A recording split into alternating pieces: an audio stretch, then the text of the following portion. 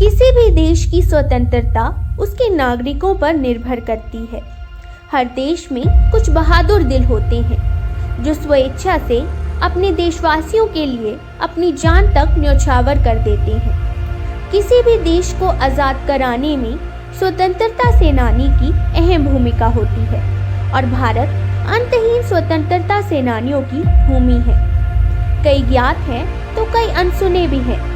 उन सभी के पास आज़ादी के लिए लड़ने का अपना तरीका था। जैसे कुछ ने अहिंसा का रास्ता चुना, जबकि कुछ ने हाथों में पिस्टल और तलवार लेकर अपनी वीरता का परिचय दिया। आज हम आपको ऐसे ही भारत माँ के एक सच्चे सपूत के बारे में बताएंगे, जिनका नाम है महादेव गोविंद रनाडे। महादेव गोविंद रनाडे भारत माता के उन सच्चे सपूतों में से एक हैं जिन्होंने राजनीतिक दास्तां से मुक्ति के लिए, सामाजिक उत्थान के लिए तथा आर्थिक प्रगति के लिए महत्वपूर्ण कार्य किए। उनका जन्म 18 जनवरी 1842 को हुआ था और उनकी मृत्यु 16 जनवरी 1901 में हुई थी। उन्होंने अपने पूरे जीवन काल को राष्ट्र के नाम समर्पित कर दिया था। वे सामाजिक सुधारों के प्रवक्ता भी थे।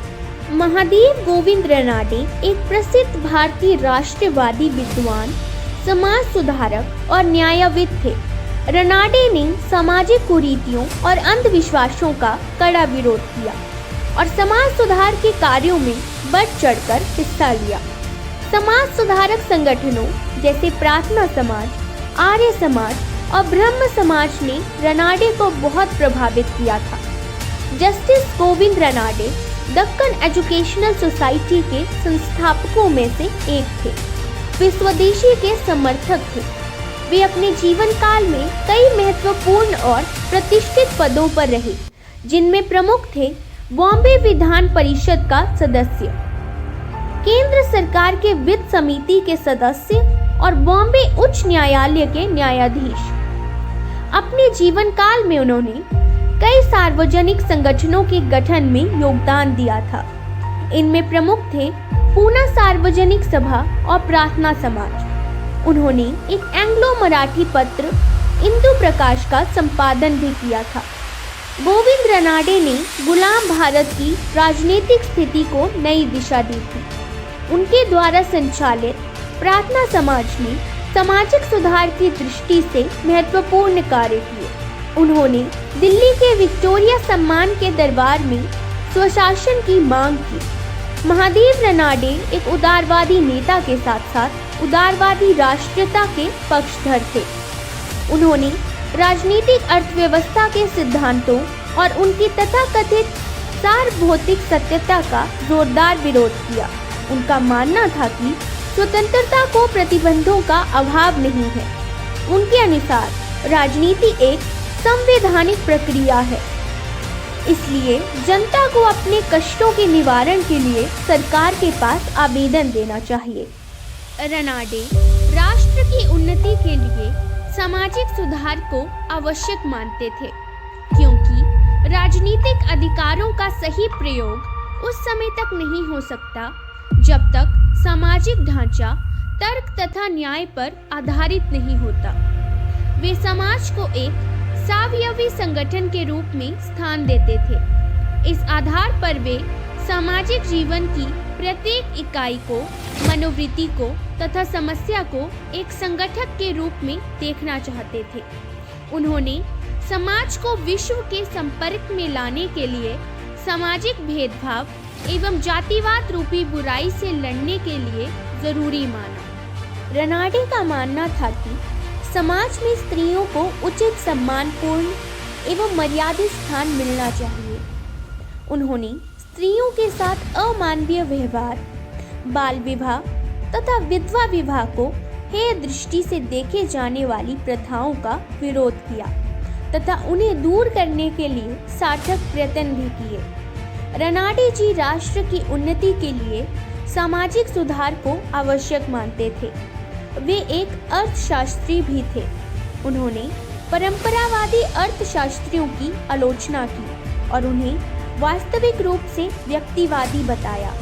वे सर्वप्रथम ऐसे व्यक्ति थे जिन्होंने भारतीय अर्थशास्त्र शब्द का प्रयोग किया। वे भारत जैसे निर्धन देश के लिए संरक्षित व्यापार नीति बनाना चाहते थे। वे आर्थिक एवं राजनीतिक समस्याओं का हल अलग अलग चाहते थे।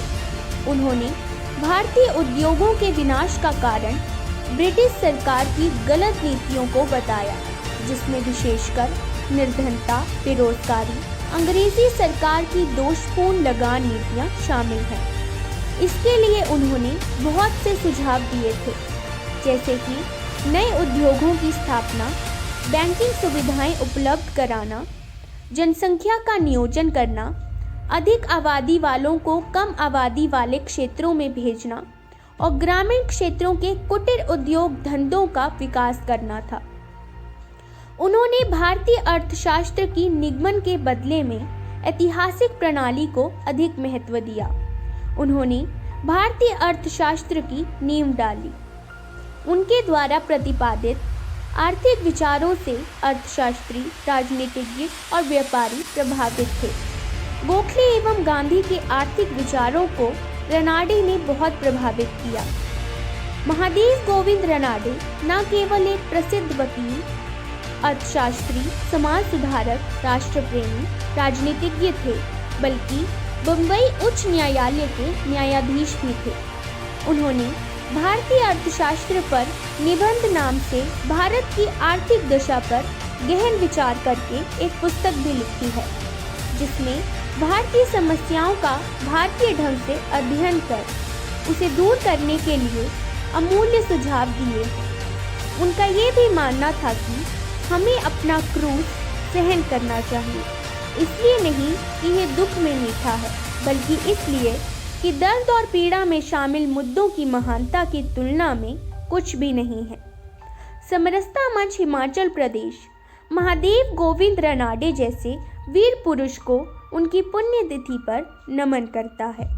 जिस प्रकार गोविंद रनाडे जी ने सामाजिक भेदभाव एवं जातिवाद रूपी बुराई से लड़ने के लिए कार्य किया, आज हम सबको भी वैसे ही कार्य करने की ज़रूरत है, ताकि समाज से जातिगत भेदभाव जैसी समस्या को जल्द से जल्द समाप्त किया जा सके। धन्यवाद। जय जय भारत। भारत माता की जय।